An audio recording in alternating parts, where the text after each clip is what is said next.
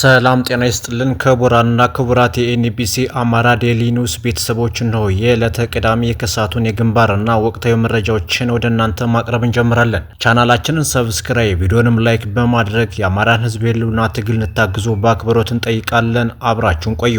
ጠላት የህልም ቅዠት ውስጥ ይገኛል። የጠላት ፍላጎት ባለፉት 4 ቀናት ከ3 አቅጣጫ ያንቀሳቀሰውን የአንድ ኮር 3 ክፍለ ጦርና ተወርዋሪ ኃይል በተደራቢነት በመጠቀም ቀጠናችንን ጎጃምን ለማሰስ የፈለገ ይመስላል። ጎጃምን ኤፎር ወረቀት ላይ በተሳለ የመሬት አቀማመጥ ቶፖግራፊ ገለጻ ልክ ብቻ አስቦ ሰተት ብሎ የገባው የጠላት ኃይል የማይወጣው ዳገት ገጥሞታል በማለት አርበኛ ማንችሎት ገልጿል። አርበኛው አክሎም በእያንዳንዱ የመሃል ጎጃም ኮረብታዎች ላይ የኢትዮጵያ እናት ልጆች እንደ ቅጠል እየረገፉ ነው። ከደርዘን በላይ የውጊያ ግንባሮች በጠላት የተከፈቱበት የወገን ኃይል በወሰደው የጸረ ማጥቃትና መከላከል እርምጃ በጠላት ላይ ከፍተኛ የሰው ኃይል ኪሳራን ማድረስ ችሏል። የጠላትን እቅድ የማዛባት ተጋድሏችን ግለቱን ጠብቆ ይቀጥል ይሆናል።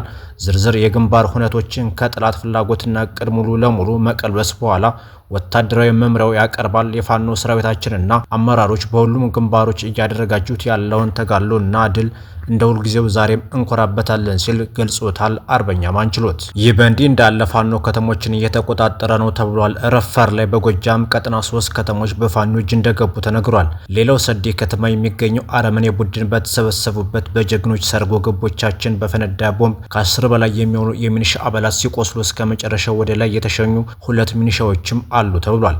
ነፍሳቸው የሚጠበቅ በርካታ ከባድ ቁስለኞች እንዳሉ የውስጥ መረጃዎቻችን አድርሶናል። ይህ በእንዲህ እንዳለ በርካታ የመከላከያ ኃይሎች በባህር ዳር ዙሪያ ወደ ፋኖ እየተቀላቀሉ እንደሆነም እየተነገረ ነው።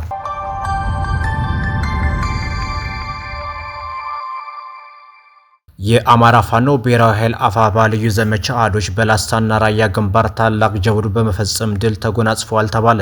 በአርበኛ ተሾመ ፈንታዬ የሚመራው የልዩ ዘመቻ መምሪያ ኮማንዶች በላስታ ግንባር ከግዙፉ ከላስታ ሳምኖ ኮር ጋር፣ በጨበርጣይ በራያ ግንባር በቢጭሮ ከምስራቅ አማራ ኮር አንድ ሀውጃኖ ክፍለ ጦር ጋር በመሆን ተጋድሎ በማድረግና ጀብድ በመፈጸም ድል ተጎናጽፈዋል። በበርካታ የከተማ ቀዶ ጥገና ውጊያ የጠላትን አስፈጻሚ የሚባለውን ኃይልና ባንዳን በመደምሰስና የጠላትን ኃይል ስንቅና ንብረት እንቅስቃሴ በማወክና በመግታት የሚታወቁት ልዩ ኮማንዶዎቹ ከዚህ በተጨማሪም በበርካታ የደፍጣና የግንባር ተጋድሎዎችም ማርሽ ቀያሪ ሚና እየተጫወቱ ይገኛሉ። በተመሳሳይ የአማራ ፋኖ ብሔራዊ ኃይል አፋባ ወሎ ቀጠና ምስራቅ አማራ ኮር አንድ ሀውጃኖ ክፍለ ጦር ራያ ቆቦ ላይ ለ4ኛ ተከታታይ ቀን ብርቱ ትንቅንቅና ተጋድሎ በማድረግ ታላቅ ድል ተጎናጸፉ። የፋሽስቱ አገዛዝ ዘመቻ ማዕበል ብሎ በሰየመውና ፋኖን እስከ ሰኔ 30 አጠፋለሁ ካልቻሉ ጠንካራ ይዞታዎችን እቆጣጠራለሁ ብሎ በጀመረው ዘመቻ ወሎ ላይ በቋሚነት ተመድቦ ካለው የሰሜን ምስራቅ እዝ 3 ኮሮች በተጨማሪ ከደቡብ እዝ 1 ኮር በመጨመር የደቡብ እዝ 1 ኮር ምዕራብ ወሎ በጀነራል ዘውዱ ሰጣር የሚመራ ኮር ደቡብ ወሎና ሰሜን ወሎ የእጁ ዙሪያ በኮሎኔል ቢራራ የሚመራ ኮር ራያ አካባቢ በጀነራል አብርሃም ሞሲሳ የሚመራ ኮር ላስታ በማዝመት በከፍተኛ መካናይዝድ ጦር ታግዞ በሙሉ ኃይሉ ማጥቃት እያደረገ ያለ ቢሆንም ንስሮቹ የዋርካው ምሬ ወዳጁ ልጆች በሁሉም ግንባሮች የጠላትን ቅስም በመስበር ታላቅ ድል እያስመዘገቡ ይገኛሉ። በኮሎኔል ቢራራ የሚመራ የፋሽስቱ አገዛዝ የብልጽግና ሰራዊት 1 ኮር ጉባ ላፍቶ ወረዳ ሐራ ከተማ የነበረውን ማዘዣውን ወደ ራያ ቆቦ በማድረግ በከፍተኛ መካናይዝድ በሞርተር 82 እና 120 ብዙ 23 ብረት ለበስ መርፍ ቢኤም ታግዞ ራያ ቆቦ ጮቢ በር አማያ ኩቢ ቀረንሳና ባይወበ ግንባሮች በሙሉ ኃይሉ ሀውጃኖ ክፍለ ጦር ላይ ባለፉት ተከታታይ 4 ቀናት ማጥቃት ቢያደርግም በደረሰበት ጸረ ማጥቃት ከፍተኛ አመራሮችን ጨምሮ በርካታ ሰራዊቱ ሞትና ቁስለኛ ሆኖ ቀሪው ሰራዊቱን ፈርሶበት እቅዱ ሳይሳካ ቀርቶ አሁንም ለሌላ መልሶ ማጥቃት እየተዘጋጀ ይገኛል ተብሏል። ይህ በእንዲህ እንዳለ የአማራ ፋኖ ብሔራዊ ኃይል አፋባ ወሎ ቤተ አማራ ቀጠና ምስራቅ አማራ ኮር 2 ዞበላምባ ክፍለ ጦር 5ኛ ሻለቃ ዳውንትና ደላንታ አካባቢ ታላቅ ጀብድ በመፈጸም ድል ተጎናጸፉ። ተጠናክሮ በቀጠለው ተጋድሎ ምስራቅ አማራ ኮር 2 ዞበላምባ ክፍለ ጦር 5ኛ ሻለቃ ሰኔ 22 2017 ዓመተ ምህረት ንጋት አካባቢ ከዳውንት ወደ ደላንታ ይጓዝ የነበረ የጠላት ኃይል ላይ ልዩ ስሙ ሽጣ የተባለ አካባቢ ደፈጣ በመያዝ በርካታ ሞትና ቁስለኛ በማድረግ ታላቅ ድል ተጎናጽፈዋል። በተጋድሎ ንስሮቹ በርካታ የፋሽስቱን አገዛዝ ዙፋን ጠባቂ ሰራዊት ሞትና ቁስለኛ በማድረግ እቅዱን በማደናቀፍና በማዛባትም ጭምር ወደ መጣበት በመመለስ ብሎም ጠንካራ ይዞታዎችን በማስከበር ድል አስመዝግቧል። መዳረሻው ድልና ነጻነት የሆነው የአማራ ሕዝብ የህልውና ተጋድሎ ተጠናክሮ ይቀጥላል ሲል አፋባ ወሎ ቀጠና ገልጿል።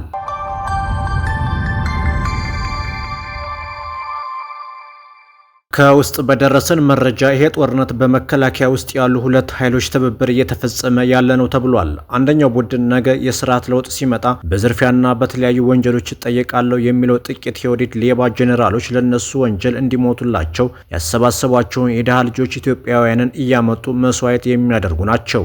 እነዚህ የዘራፊ ቡድኖች ቁጥራቸው ከ13 አይበልጥም ብለዋል ምንጮች። ሁለተኛው ቡድን በአማራ ስም የአማራን ውክልና ይዞ አማራ እንኳን በሀገሪቱ ፖለቲካ በክልሉ እንኳን ድምጽ እንዳይኖረው አፍኖ ይዞ የነበረው ከሰሜን ህወሓት ሲጋልበው የነበረ ዛሬም ለወዲድ የተንበረከከ አማራው እየተገፋ በአማራ ኮታ የጦር መኮንን የሆኑት ዲቃላዎች ጭምር ናቸው የሞት ሽረት ሙከራ እያደረጉ ያሉት። ይሄ ከቡድናዊ ጥቅም እንጂ ከአማራነት ሆነ ከሌላ ጋር የሚያገናኘው ምንም ነገር የለም። ሶስተኛው ቡድን የኦሮሞ የአማራና የሌሎች ብሔሮች ማንነት ያለው የሀገሬን መቀጠል እፈልጋለሁ የሚለው የጦር መኮንኖች ቡድን አድፍጦ እየጠበቀ ነው ሲሉ ምንጮች ገልጸዋል። በሌላ ዜና ያገዛዙ አራዊት ሰራዊት በመላው አማራ አርሶ አደሮችን ፋኖን ለማውገዝ የአደባባይ ሰልፍ ሲጠራ በሰልፉ የማይገኝ አርሶ አደር ማዳበሪያ እንደማይሰጠው አስጠንቅቋቸዋል። ለነገው እሁድ ሰልፍም አርሶ አደሮችን እንዲያሳምኑ የተመረጡት የየደብሩ ቀሳውስትና ሸሆች ናቸው። በእያንዳንዱ ደብር ቄሶች ከ8 በላይ መስቀል ይዘው እንዲወጡም ታዘዋል ተብሏል። የአብይ አህመድ አገዛዝ በነፍጥ ማስከበር ያልቻለውን ወንበር በነጭ ፕሮፓጋንዳ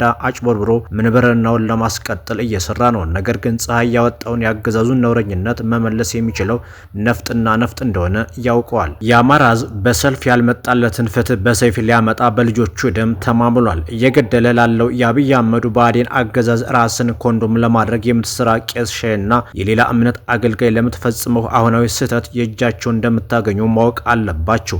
የእምነት አባት ህዝባዊነትን ይተነፍሳል እንጂ የአገዛዝ አባሪ አይሆንም። አገዛዙ በሁሉም ከተሞች ነገ ሰኔ 22 2017 ዓ.ም በማስገደድ ሰልፍ ለማድረግ እየተዘጋጀና በየሰፈሩ እየዞረ ሲሆን የፋኖ ኃይሎች ደግሞ በአንጻሩ ማስጠንቀቂያ እየሰጡ ይገኛሉ።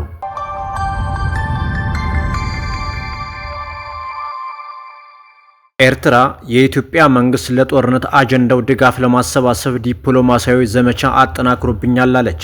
ኤርትራ የኢትዮጵያ መንግስት ለጦርነት አጀንዳው ድጋፍ ለማሰባሰብ የከፈተውን ዲፕሎማሲያዊ ዘመቻ አጠናክሮብኛል ስትል ከሰሰች። የኢትዮጵያ መንግስት ባለፉት ቀናት ኤርትራን የሚከሱ ደብዳቤዎችን ወደ የተባበሩት መንግስታት ድርጅት ዋና ጸሐፊና የሀገራት መሪዎች ልኳል በማለት ወቅሷል። የኤርትራ መንግስት ይህንን ክስ በኢትዮጵያ ላይ ያቀረበው ባለፈው ሐሙስ ሰኔ 19 2017 ዓ.ም በማስታወቂያ ሚኒስቴር በኩል ወጣው መግለጫ ነው። የሀገሪቱ መንግስት መግለጫ ኢትዮጵያ ግጭትን በምክንያት ለማላበስና ለመቀስቀስ የሐሰት ባንዲራ እያውለበለበች ነው የሚል ክስን ያቀረበ ነው። መግለጫው ባለፉት ጥቂት ቀናት ውስጥ የኢትዮጵያ መንግስት በኤርትራ ላይ የከፈተው ዲፕሎማሲያዊ ዘመቻ አጠናክሯል ሲል ከሷል። የዲፕሎማሲያዊ ዘመቻው ወደ ተባበሩት መንግስታት ድርጅት ዋና ጸሐፊ እንዲሁም ለበርካታ ሀገራት መንግስት መሪዎች ደብዳቤዎችን መላክንም ያካተተ እንደሆነ በመግለጫው ላይ ተጠቅሷል። የተጻፈው ደብዳቤ ኤርትራን በተደጋጋሚ ትንኮሳዎች እንዲሁም በኢትዮጵያ ሉዓላዊነትና የግዛት አንድነት ጥሰቶች የሚወነጅል እንደሆነ የሀገሪቱ መንግስት መግለጫ አስፍሯል። የኢትዮጵያ መንግስት ይህ አይነት ይዘት ያለው ደብዳቤ ለዓለም አቀፉ ማህበረሰብ ስለመጻፉ በይፋ አልገለጸም። ቢቢሲ በጉዳዩ ላይ ከውጭ ጉዳይ ሚኒስቴር ቃል አቀባይ አምባሳደር ነቢያት ጌታቸው አስተያየት ለማግኘት ያደረጋቸው የስልክ ጥሪዎችና የላከው የጽሁፍ መልእክት ወዲያውኑ ምላሽ አላገኘም ብሏል። ይሁን እንጂ ሉዓላዊ የተባለ ለመንግስት ቅርበት ያለው የበይነ መረብ መገናኛ ብዙሃን የውጭ ጉዳይ ሚኒስቴር ዶክተር ጌዲዮን ጢሞቴዎስ የኤርትራ መንግስትን በተመለከተ ለዓለም አቀፉ ማህበረሰብ ደብዳቤ ማሰራጨቱን ዘግቦ ነበር። ከዘገባው ጋር የተያያዘ ምስል ደብዳቤው ባለፈው ሳምንት አርብ ሰኔ 13 2017 ዓ.ም እንደተጻፈ የሚያመለክት ሲሆን በኤርትራ መግለጫ የተጠቀሰውን ተደጋጋሚ ትንኮሳዎችን የመፈጸምና የሉዓላዊነት እና የግዛት አንድነት ጥሰቶችን የሚመለከት አረፍተ ነገር ያካተተ ነው። በ2010 ዓ.ም የኢትዮጵያና የኤርትራ ስምምነት መፈረምን ተከትሎ የመጡ በጎ ለውጦችን የሚያስታውሰው ደብዳቤው በዚህ ወቅት ከአስመራ በኩል የታየው የመጀመሪያ ምላሽ አበረታች እንደነበር ይገልጻል። ነገር ግን የሰሜን ኢትዮጵያን ጦርነት ኢትዮጵያን ለማዳከም እንደ አንድ እድል ተመልክቶት የነበረው የኤርትራ መንግስት የፕሪቶሪያው ስምምነት መፈረሙን ተከትሎ ከጊዜ ወደ ጊዜ ጠበኛ አቋም መያዝ ጀመረ ሲል ይከሳል። የውጭ ጉዳይ በተጨማሪም የኤርትራ መንግስት ከህወሓት አንጃ ጋር ትብብርና ቅንጅት በመፍጠር እንዲሁም ከሌሎች ታጣቂ ኃይሎች ጋር በመተባበር በመጪው የክረምት ወቅት ከፍተኛ ወታደራዊ ጥቃት ለመፈጸም ተዘጋጅተዋል በማለት እንደወነጀለ በዘገባው ላይ ተካቷል።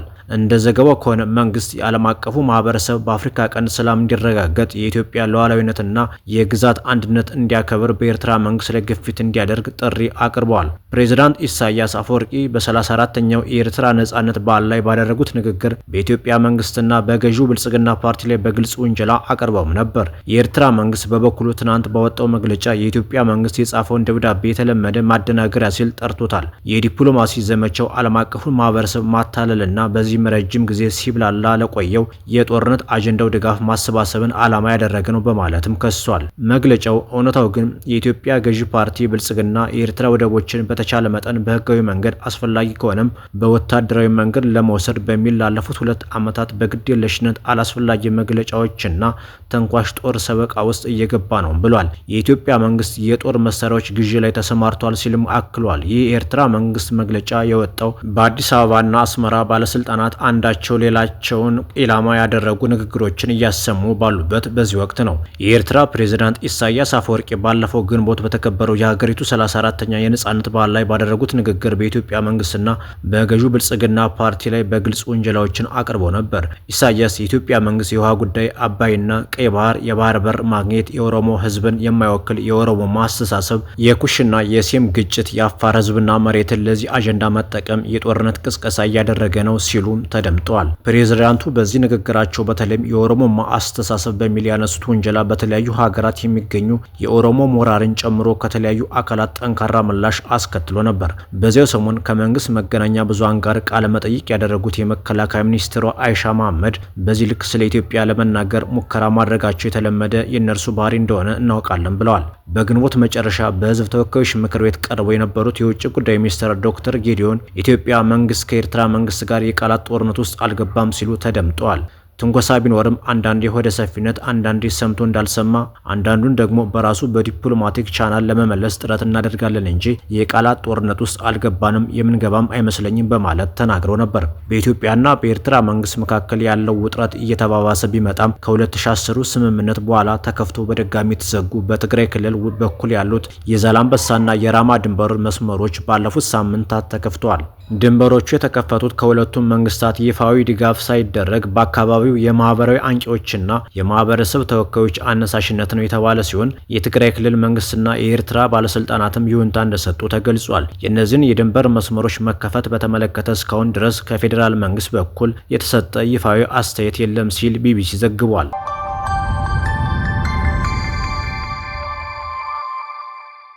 ክቡራንና ክቡራት አድማጭ ተመልካቾቻችን ለሳቱ የነበረን የዜናና የመረጃ ወጃ ይህንን ይመስል ነበር። ጤና ይስጥልን።